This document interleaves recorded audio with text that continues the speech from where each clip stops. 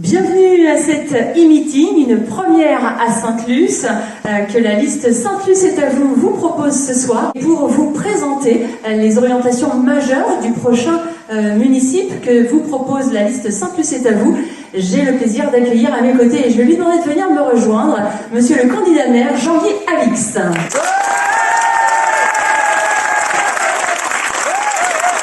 Bonsoir à toutes et à tous. Effectivement, nous allons faire un bref retour sur le passé avec ce mandat qui se termine, pour dire simplement que nous avons beaucoup de réalisations attractives, que ça a été, comme je l'ai dit, lorsque nous avons démarré cette rencontre, un municipio dense, avec la réalisation d'équipements, l'aménagement des aménagements urbains, mais là, ce soir, maintenant, au moment de cette soirée un peu exceptionnelle, nous allons surtout nous tourner vers l'avenir et essayer de vous décrire, ce sera mes 7 colistiers qui vont vous décrire les 6 engagements et donc reprendre ce programme que vous avez tous, j'espère, reçu. En tous les cas, il a été très largement boîté et tracté. Et puis, évidemment, il est copieux, avec 2 ou 3 grands engagements majeurs, notamment l'aménagement du cœur de ville, comme on le dit, un foncier de 8 hectares de la commune, qui va engager l'avenir de cette commune, la transformer, requalifier tout ce centre-ville. Et puis, l'aménagement de la Loire, l'espace naturel Loire. On a la chance d'avoir 380 hectares d'une terre vierge, avec une grande biodiversité. Et le dernier projet, qui est un projet scolaire, donc un projet de jeunesse, pour une ville qui a beaucoup grandi et rajeuni. Voilà les projets. Merci beaucoup. Alors effectivement, vous n'êtes pas venu seul. 7 de vos colistiers vont venir nous présenter de façon un peu plus détaillée, mais sans tout dévoiler tout de même, les 6 grandes orientations de votre futur municipe, à savoir l'urbanisme et le cadre de vie, le stationnement et les déplacements, la sécurité et tranquillité publique, l'entretien des équipements publics également sera à l'ordre du jour, le cadre de vie et l'aménagement urbain, ainsi que l'éducation, la jeunesse et les sports. On les écoute ? On va les écouter, bien sûr. Très important pour que nos Luciens voient que ce municipe, il est dans la continuité. C'est parti. Merci, monsieur le candidat maire. Je vous propose, comme vous venez de l'indiquer, que vos camarades ici présents nous développent les éléments importants des orientations majeures de votre programme. Et comme vous l'avez dit également, eh bien, nous n'évoquerons pas tous les engagements, qui sont au nombre de 10, ni toutes les actions. Sinon, nous sommes là jusqu'à demain matin. Donc, nous allons nous efforcer de vous présenter le plus clairement possible, en un temps relativement réduit, 6 orientations majeures sur les 10 engagements, avec à chaque fois 2 actions concrètes pour chaque orientation. J'invite donc Marie-Chantal Pichon, future adjointe à la solidarité, à nous expliquer quelles seront les actions prioritaires en termes de solidarité. Alors, une des actions que nous allons mettre en œuvre, c'est l'habitat des personnes âgées. Toutes les études démographiques et socio-économiques annoncent un vieillissement naturel de la population. Il nous faut d'ores et déjà en tenir compte et notre volonté est par conséquent d'anticiper le développement des modes d'hébergement des aînés. L'EHPAD n'est qu'une alternative et plutôt la dernière. Majoritairement, les seniors souhaitent rester à leur domicile ou intégrer des lieux plus faciles à vivre. Respectons leurs souhaits, bien compréhensible, et diversifions notre offre. Après une large consultation, nous avons pris en compte cet état de fait et nous avons imaginé notre première résidence réservée aux aînés. Très bien, et de l'imagination à la réalisation, il devra s'écouler du temps, j'imagine. Concrètement, ce serait pour quand ? Eh bien, bonne nouvelle, elle ouvrira ses portes en 2022, en plein cœur de Sainte-Luce. Et avec 26 logements et 50 inscriptions, vous constaterez avec moi que le modèle répond bien à une réelle demande. Compte tenu de ce succès, nous avons pour projet de permettre à d'autres résidences de s'installer sur Sainte-Luce. Si j'ai bien compris, donc pour les seniors à Sainte-Luce, le choix sera ou rester à son domicile ou aller en résidence senior. Est-ce que vous n'envisagez pas d'autres formes de logement pour les personnes âgées et qui leur apporteraient aussi la sécurité ? Et oui, bien sûr, il existe d'autres types d'habitats qui peuvent répondre aux enjeux de demain. C'est notamment la colocation. Le principe, c'est 4 à 6 personnes âgées qui ont bien entendu leur propre chambre, mais qui partagent leurs repas et leurs loisirs sous l'œil bienveillant d'une association. Autre exemple qui favorise le lien intergénérationnel et le bien vivre ensemble, c'est une personne qui met à disposition une chambre, le plus souvent à un étudiant, en contrepartie de services définis dans un pacte social et encadrés aussi par l'association, par exemple une famille, un toit. Et je sais que ça existe déjà à Sainte-Luce. Nous allons développer cette diversité à Sainte-Luce pour faciliter la vie de chacun. C'est notre devoir et c'est notre responsabilité. Alors justement, vous parlez de faciliter la vie de chacun. Nous avons une lycéenne qui souhaite vous interroger sur un sujet qui lui tient à cœur. En 2014, vous aviez parlé de la création d'une maison de la solidarité. Nous sommes en 2020, elle n'est toujours pas faite. Pourquoi ? Eh bien oui, la maison de la fraternité ou la maison des solidarités, c'est un projet important qui nous est cher avec Jean-Guy. Nous n'avons pas pu la faire pendant ce mandat qui s'achève, car il nous a fallu décider, choisir entre différents investissements et en responsabilité au regard de la capacité financière de la ville. Vous avez pu voir que nous avons réalisé des investissements très importants et nous avons dû faire une programmation, un calendrier. Et le calendrier de ce mandat a été trop court pour la Maison de la Fraternité. Est-ce que vous pouvez nous en dire un peu plus, la Maison de la Fraternité? Pouvez-vous nous dire ce que vous entendez par là et comment vous la voyez? Notre objectif principal est de faciliter la vie des lycéens afin de les aider à obtenir des renseignements encore plus vite, améliorer nos services pour leur faire gagner du temps. Pour atteindre cet objectif, nous allons regrouper les services sociaux et médico-sociaux de la commune, mais aussi du département et de la métropole, tels que le CCAS, l'espace départemental des solidarités, les services de la petite enfance avec le relais et la PMI, le lieu d'accueil enfants-parents que nous voulons d'ailleurs agrandir de 0 à 12 ans, le service de soins à domicile également, les différentes permanences comme celle de la CAF ou des associations du secteur médico-social, des mutuelles par exemple. Avec cette maison des solidarités, nous favoriserons l'installation d'une halte répit qui aura pour vocation de venir en aide aux malades et à leurs familles. Alors, on entend bien, c'est une chose importante. Comment comptez-vous justement leur venir en aide? Eh bien, il nous faut faciliter la vie des aidants et les soulager de leurs journées difficiles. Nous sommes convaincus que pour aider des malades à mieux vivre, il nous faut d'abord aider les aidants. La réunification et la proximité de tous ces services est nécessaire, notamment pour mieux travailler ensemble, plus efficacement, plus rapidement, pour une approche plus globale de chacune des situations. La Maison de la Fraternité permettra de rationaliser notre organisation, d'optimiser des locaux, de mutualiser des espaces. Ce projet facilitera la vie des lycéens, des familles, des services. Notre ville séduit de plus en plus et nos services doivent s'adapter. La digitalisation ne permet pas tout. La collectivité doit conserver son rôle social et préparer la ville de demain. Notre ambition est de continuer à mettre l'humain au cœur de notre projet, au cœur de notre ville, au cœur des lycéens. Merci, la question.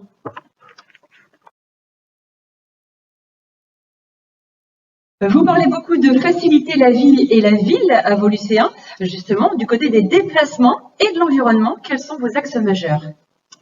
Bien, vous facilitez la ville, c'est vous proposer une ville plus éco-responsable, une ville plus propre, une ville plus végétalisée, une ville qui tend à une circulation harmonieuse entre piétons, cyclistes et automobilistes.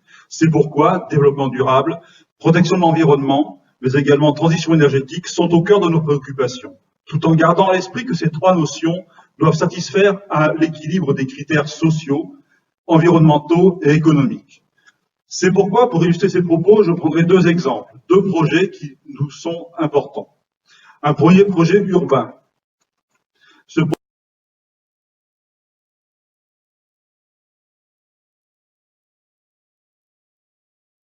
Le projet urbain, finalement, c'est le réaménagement du centre de Sainte-Luce, de centre-ville, avec au niveau de la place du marché.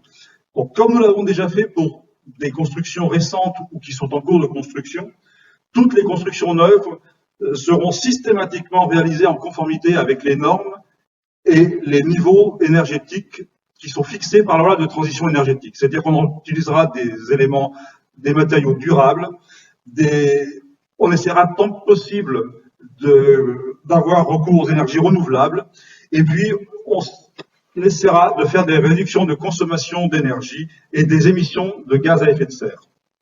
Mais ça, c'est pour le bâti neuf. Pour le bâti existant qui sera rénové, à ce moment-là, avant tout travaux, il y aura systématiquement mise en place d'un audit de façon à définir l'état initial. Puis ensuite, des solutions seront trouvées de façon à ce que ces bâtiments rénovés satisfassent également aux lois de la transition énergétique. Donc, isolation, chauffage, éclairage. Mais ça, c'est uniquement pour les constructions, parce que bien au-delà des constructions, il va falloir un projet qui intègre également le paysage et qui soit en harmonie avec ce paysage. Donc, il va falloir conserver et entretenir les espaces verts existants, mais également créer de nouveaux espaces verts avec la mise en place de plantations, arbres, arbustes et pelouses. En plus, il y aura bien sûr prise en compte de la circulation, parce que il faudra qu'il y ait un aménagement pour une circulation harmonieuse entre cyclistes, trottinettes, piétons et voitures. Seront également pris en compte, bien sûr, les places de parking. Notre second grand projet, c'est le projet nature, l'espace naturel des bords de Loire. Donc ce projet, il aura pour principaux points de poursuivre les aménagements des bords de Loire. Il aura également pour point une valorisation du village de Bellevue en y intégrant bien évidemment le manoir, et puis une protection, une préservation et une mise en valeur des espaces naturels, plans d'eau, prairies, bois. Tout ce projet ne pourra se faire que s'il y a concertation avec la population lycéenne et qu'il y ait également un audit de cet espace naturel fait par des spécialistes des espaces naturels de façon à pouvoir définir quelles sont les zones prioritaires et les zones à biotope remarquables. Ainsi, notre programme s'inscrit dans la continuité et la poursuite de tout ce qui a été déjà fait, de façon à ce que Sainte-Luce-sur-Loire soit encore plus facile à vivre. Très bien, Philippe Bardi, on voit que c'est un sujet qui vous tient à cœur, cette généalogie des métiers, on sent que le métier parle. On a justement un Lucien qui s'interroge et qui voudrait vous poser une question. J'ai une question concernant la halle des sports. Pourquoi ne pas avoir mis de panneaux photovoltaïques ? Pour répondre à votre question, cette solution avait bien évidemment été envisagée. Mais par contre, ce qui se passait, c'est qu'il y avait à proximité de la halle des sports une centrale de chauffage au bois, la centrale de chauffage au bois de Laminé, et qu'il y a eu donc obligation de prendre cette solution. Donc on a cette solution qui a été forcément choisie. Très bien, merci pour ces éléments de réponse. Merci à vous Philippe Bardi pour cette intervention sur effectivement votre futur domaine, l'environnement et les déplacements.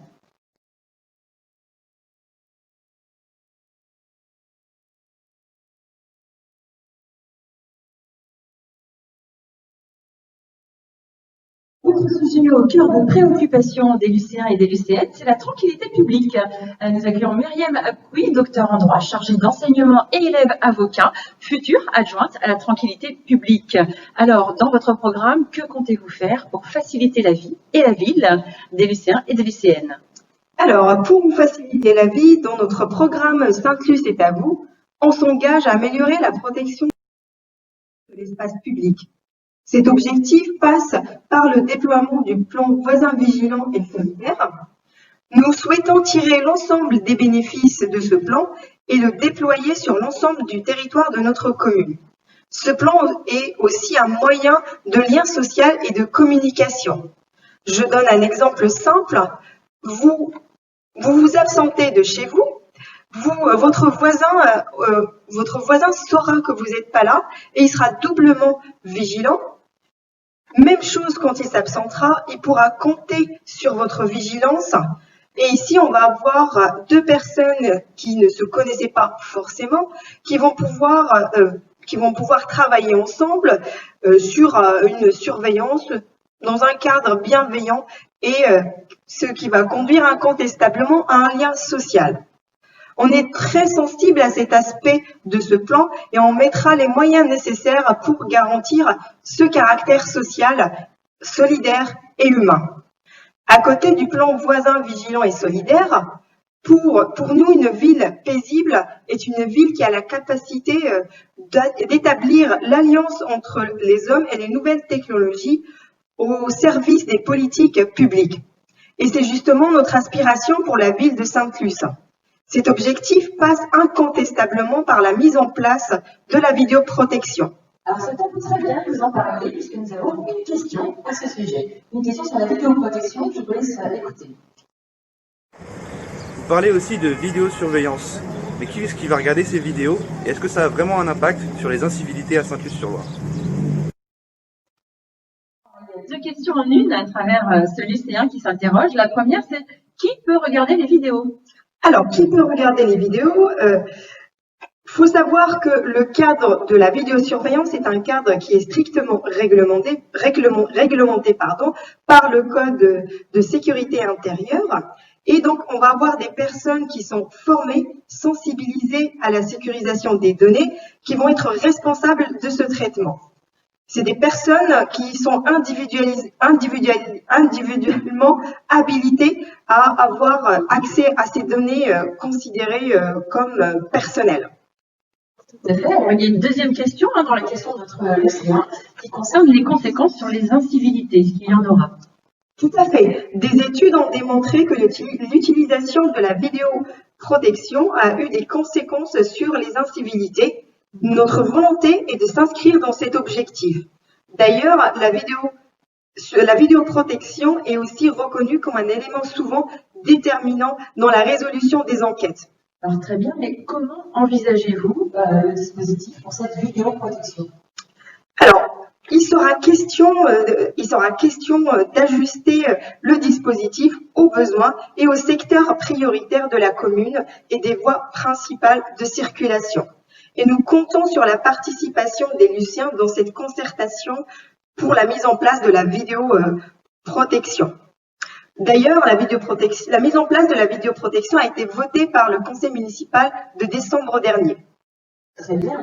Alors, la vidéoprotection, donc, vous venez de le dire, plus une question de prévention et de dissuasion que de surveillance. Et je crois qu'il y a une autre inquiétude chez les lycéens et les lycéennes qui est liée à la circulation routière, pardon.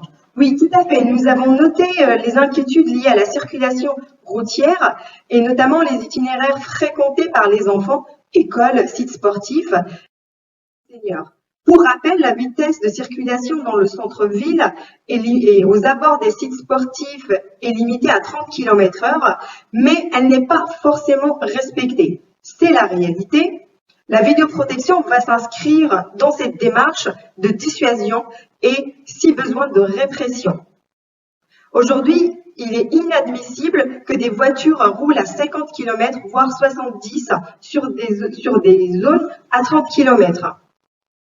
Donc, vous organiserez le traitement de ces questions un peu d'incivilité? Oui, tout à fait.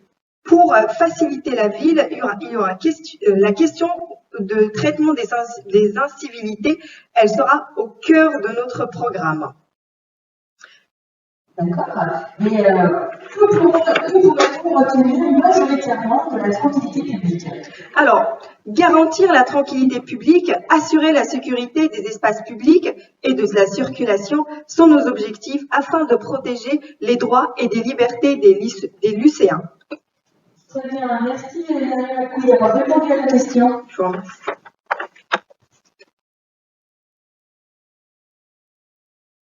J'invite Philippe Brasselet, à présent cadre transport retraité, à bien vouloir venir nous faire part de ces projets et des actions majeures qui seront menées en tant que futur adjoint à la culture et à l'animation de la ville.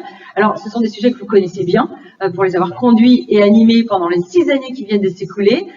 Dans le bilan que M. Alix nous a dressé tout à l'heure, j'ai entendu de nombreuses réalisations dans votre domaine, notamment le lancement de Sainte-Luce en fête, une nouvelle saison culturelle avec 6 000 spectateurs par an, la création aussi d'un skatepark et d'un city-stade, bref, beaucoup de réalisations.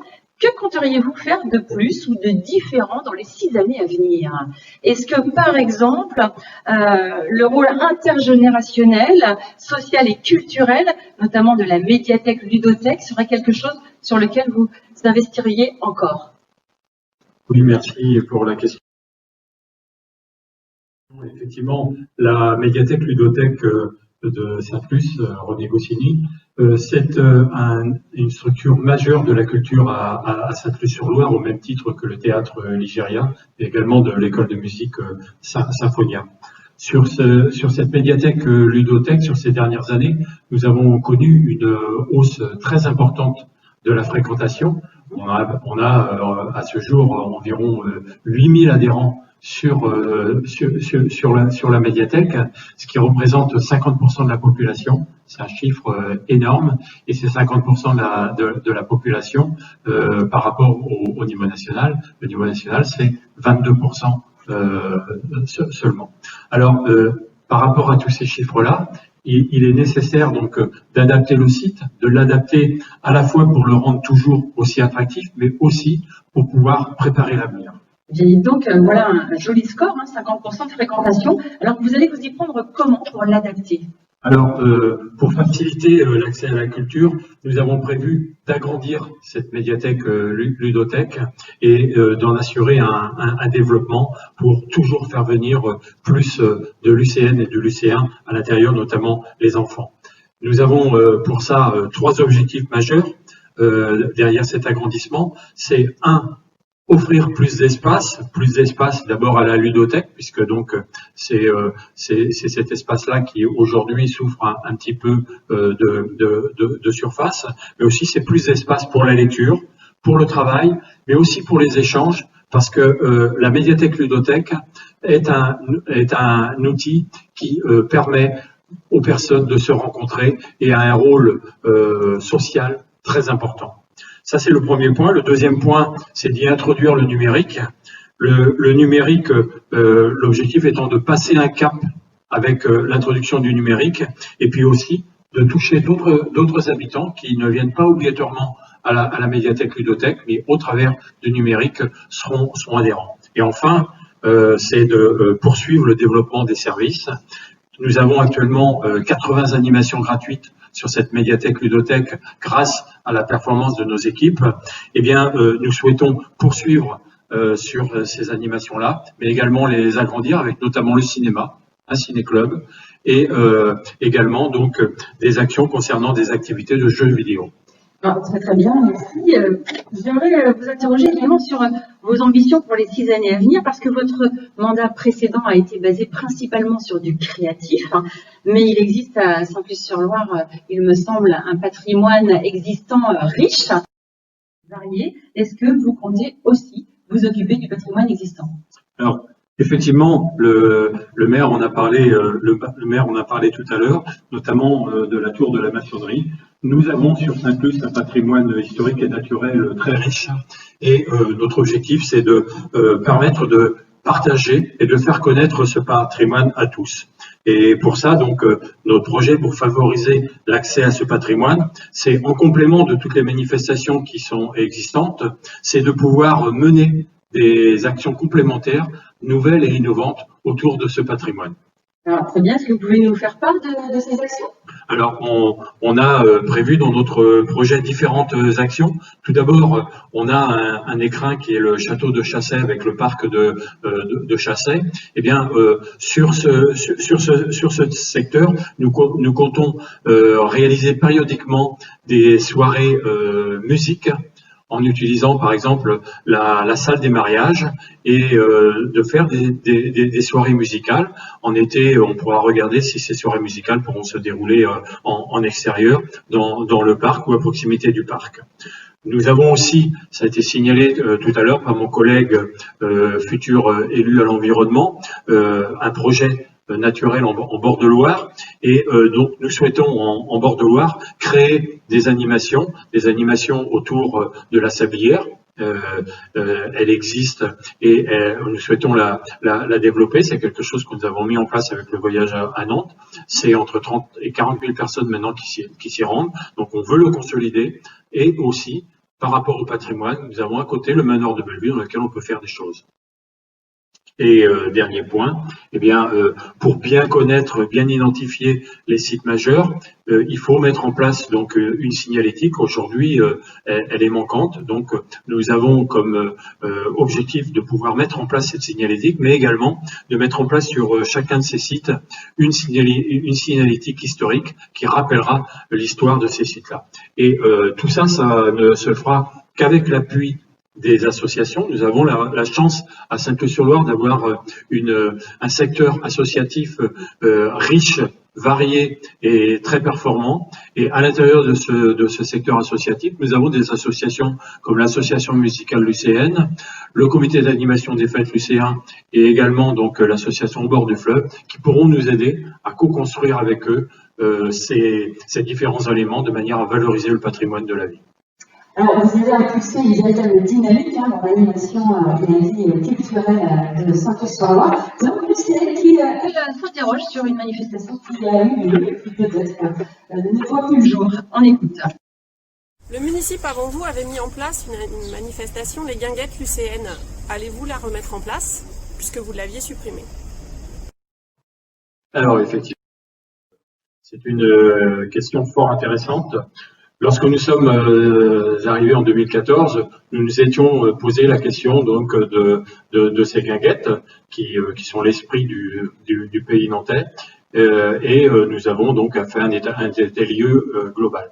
Et on s'est rendu compte que l'on pouvait faire différemment les choses tout en offrant ce même principe et nous avons fait le choix sur ce municipal de la diversité pour toucher plus de populations, notamment les jeunes, mais également pour pouvoir toucher différents secteurs sur le territoire de la commune en rythmant tout ça au niveau de l'année.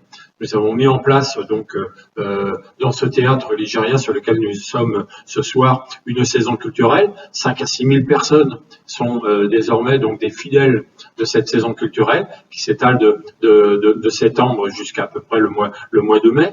À l'été, juste avant l'été, nous avons remis en place une fête qui était une fête historique de Sainte-Luce, Sainte-Luce en fête, avec un feu d'artifice tiré sur le château de Chassey. Et c'est 10 000 personnes environ qui se rendent sur ce site-là. Et également, donc, sur la période de Noël, qui était une période qui n'était pas couverte obligatoirement par des animations, nous avons mis une succession d'animations, notamment donc une patinoire qui permet donc à des personnes en famille, les jeunes, de se retrouver à un moment important de l'année, tous ensemble, autour de cette patinoire. Et puis je n'oublie pas, je l'ai cité tout à l'heure, en été, nous avons le site de la Sablière. C'est un outil que nous avons mis en place avec l'appui du Voyage à Nantes. C'est un lieu de détente et de restauration. Sur ce lieu qui se situe en bord de Loire, on a à la fois donc de la restauration, mais également nous avons une animation qui se déroule tous les vendredis soirs en pleine période d'été. Et donc on offre une animation pendant 3 mois de l'année sur le bord de Loire, et c'est à peu près 40 000 personnes qui sont heureuses de se retrouver sur ce bord de Loire. Et autre élément important, lors du porte-à-porte, les gens ont quasi à la majorité signalé l'intérêt des animations que nous avions mis en place, et c'est pour ça que donc, nous continuerons à mettre en œuvre ces animations et nous en déploierons certaines nouvelles par rapport à ce qu'on a entendu de leur part. Très bien, Philippe Brasselet, merci beaucoup. Merci à vous.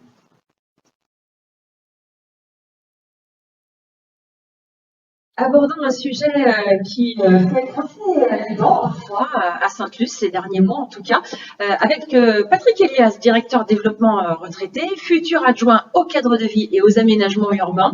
Je veux parler bien entendu de l'urbanisation. Alors, est-ce que vous allez être en mesure de maîtriser l'urbanisation à Sainte-Luce? Écoutez, l'urbanisation est simple, 1443 logements livrés entre 2008 et 2013. Sous le municipal actuel, c'est-à-dire de 2014 à 2019, 616 logements seulement. C'est le ralentissement de l'urbanisation, on doit bien à l'équipe en place. Et c'est quelque chose qui va perdurer puisque maintenant, le plan local de l'habitat, le programme local de l'habitat a été adopté. Et dorénavant, c'est 140 logements maximum par an qui seront faits. Alors ça, ce sont des chiffres sur la quantité, mais il n'y a pas que les quantités de logements. En tout cas, avec les règles actuelles du PLUM, on peut tenir jusqu'à 2032 à ce rythme. Au-delà des quantités de logements, il y a aussi la qualité de l'urbanisation.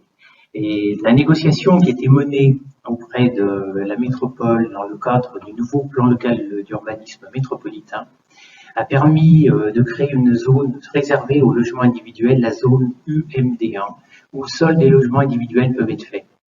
Donc, avec tout ça, la tranquillité pourrait être assurée dans les zones pavillonnaires. Des collectifs, eux, pourront être construits, mais uniquement dans les zones de centre-ville et sur l'axe de Sainte-Luce à Thoiry. Et des collectifs de hauteur raisonnable, précisons-le. Alors là, on est un petit peu effectivement sur l'ensemble du territoire de Sainte-Luce, mais il est aussi une partie de votre territoire qui concerne beaucoup les lycéens. Vous ne nous parlez pas du centre-ville. Qu'en sera-t-il? Le centre-ville, le projet majeur du prochain municipal, un centre-ville que les élus de cette équipe veulent accueillant, dynamique, apaisé et durable. Ce centre-ville, il va de l'entrée est jusqu'à la sortie ouest de la ville. Il passe par les rues de Bretagne, rue de Champagne, rue Jean Moulin, rue de la Loire. Et ce qui va nous différencier de ce qui a été fait jusqu'à présent, c'est qu'on veut mener une véritable opération de démocratie participative. La différence, c'est la méthode. Il y aura une véritable concertation de la population lycéenne qui sera suivie d'un concours d'urbanisme et d'architecture. Et puis, ce que nous voulons, c'est pouvoir exposer les différents projets par des maquettes qui seront présentées aux lycéens. Et à l'issue de cette présentation publique, les lycéens pourront voter pour leur futur centre-ville. Bien sûr, il faudra mettre des critères. Là aussi, développement durable oblige. Nous aurons des critères qui seront à la croisement de l'environnement, de l'économique et du social. Donc ça, c'est vraiment le projet majeur pour le prochain municipal. Deux points importants, j'ai bien compris, en disant en commun futur pour faciliter la vie à nos lycéens. Alors justement, vous avez parlé aussi tout à l'heure là du marché. Il y a un lycéen qui s'interroge et qui a envie de vous poser une question à ce sujet. On l'écoute. Dans le cadre de la requalification du centre-ville, comptez-vous conserver le marché dans l'état actuel? Vous échappez personne que le marché est au centre géographique du futur centre-ville, il est aussi au centre de nos préoccupations. Ce marché, il est essentiel pour le dynamisme de la ville, il est essentiel pour l'animation de la ville, il est essentiel pour la satisfaction des besoins des lycéens. Mais c'est aussi un formidable outil de cohésion sociale, ne serait-ce que par les rencontres qu'on y fait chaque samedi matin. Donc ce marché, il prendra toute sa place dans le réaménagement du futur centre-ville, que je rappelle, nous voulons accessible, dynamique, apaisé et durable. Alors la réflexion, eh bien, nous allons la mener durant ce municipal et nous allons devoir répondre à des questions du type comment assurer le stationnement des véhicules, parce que la voiture existe encore, mais comment aussi assurer la sécurité des piétons, comment verdir la place du marché, est-ce qu'on peut développer aussi d'autres activités pendant la semaine? Est-ce qu'on peut envisager un parking souterrain? Toutes ces questions, nous allons tenter d'y répondre en faisant travailler des professionnels. Et c'est bien, je reboucle sur le projet qu'on a décrit, ce projet, ce concours d'urbanisme et d'architecture et cette consultation des citoyens, exposition, maquette, votation. Voilà. Très bien, merci Patrick Elias. Alors j'ai bien retenu la maîtrise de l'urbanisation, un centre-ville qu'on veut accueillant, dynamique, apaisé et durable. Et puis bien sûr l'idée de la concertation que vous ferez avec les lycéens et les lycéennes. Je vous remercie.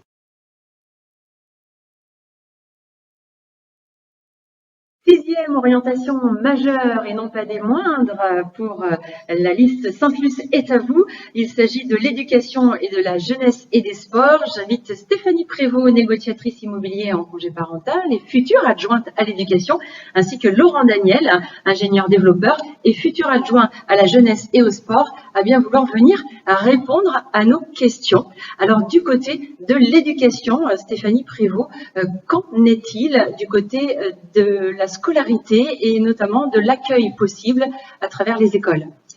Merci. Eh bien, effectivement, un des projets majeurs de notre programme, c'est celui de la construction d'un nouveau groupe scolaire à l'est de Sainte-Luce et plus précisément entre le secteur de la Minée et des Ilettes. Aujourd'hui, à Sainte-Luce, nous comptons 4 groupes scolaires publics et un groupe scolaire privé qui sont sur les 3 secteurs, du centre, de la Minée et du nord-ouest.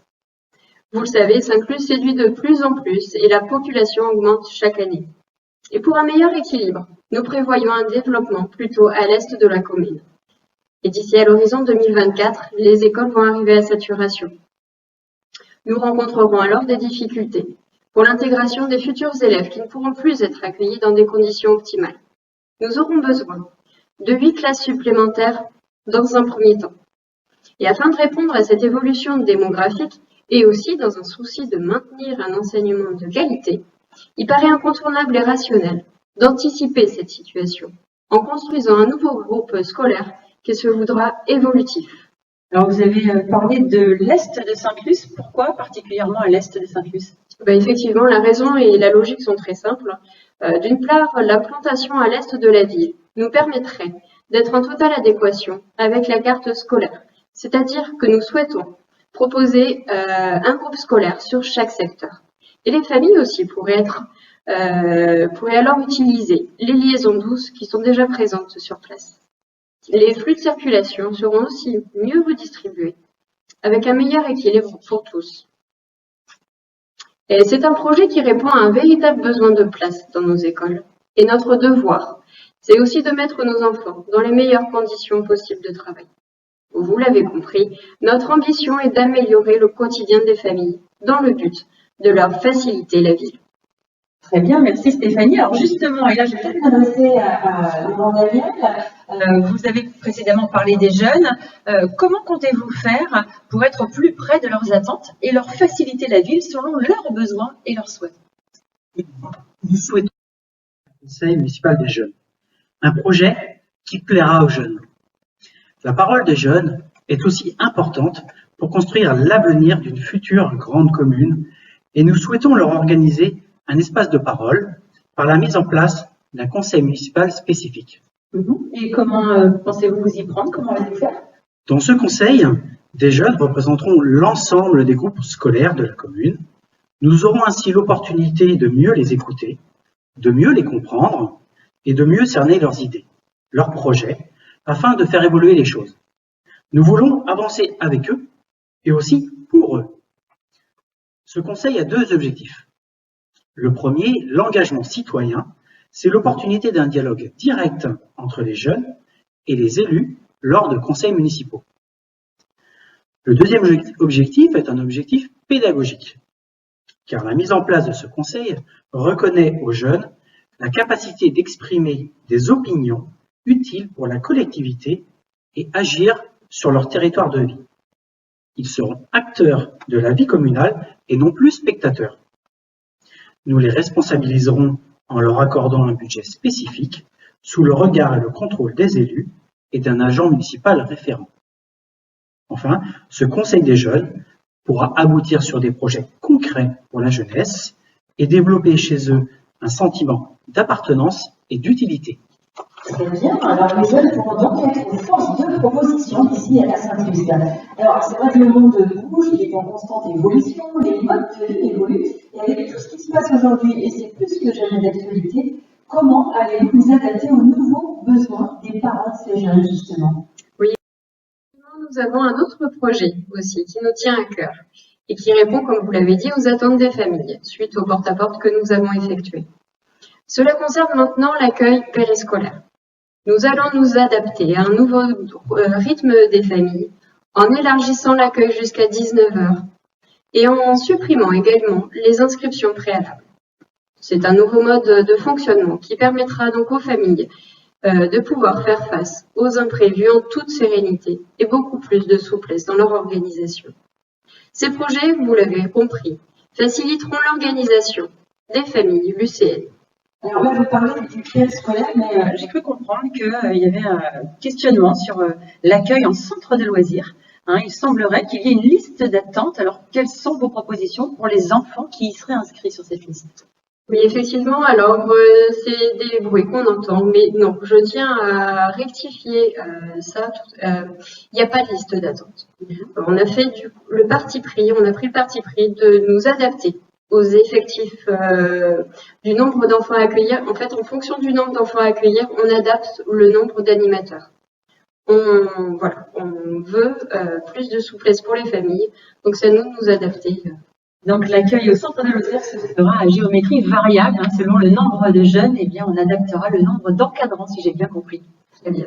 Merci à vous Stéphanie. Alors on a un micro-trottoir là, on a une lycéen qui s'interroge, peut-être que c'est vous Laurent Daniel qui êtes en charge de la jeunesse et des sports, qui pourrait y répondre. Je vous propose de l'écouter.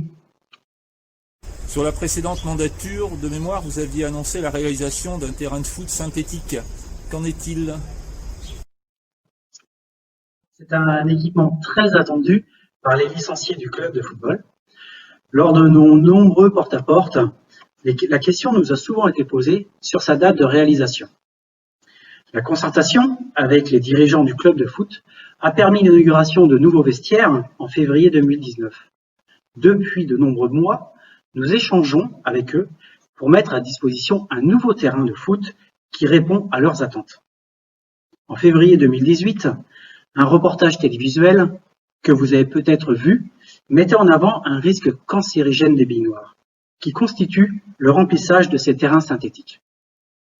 Afin de garantir la santé de tous les usagers, Jean-Guy a naturellement et légitimement souhaité attendre les résultats de l'étude de l'ANSES, l'Agence nationale de sécurité sanitaire, avant de lancer la réalisation de ce terrain.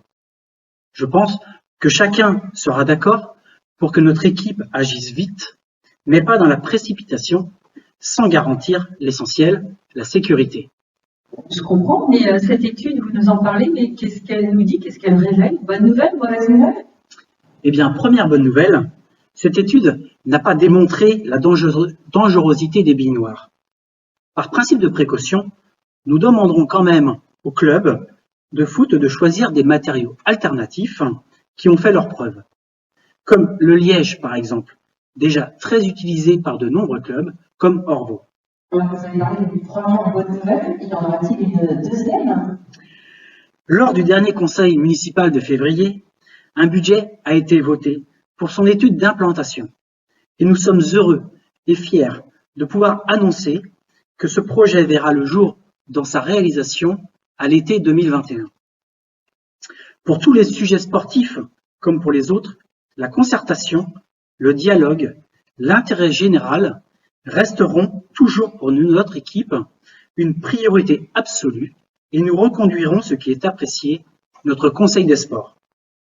Merci à tous ceux qui contribuent à Sainte-Luce, à faire de Sainte-Luce une ville reconnue, sportive et dynamique. Faciliter la pratique du sport, c'est aussi faciliter la ville. Merci à tous les deux d'avoir répondu à nos questions. Laurent Daniel, futur adjoint à la jeunesse et au sport, et Stéphanie Prévost, futur adjoint à l'éducation. Nous arrivons au terme de notre e-meeting.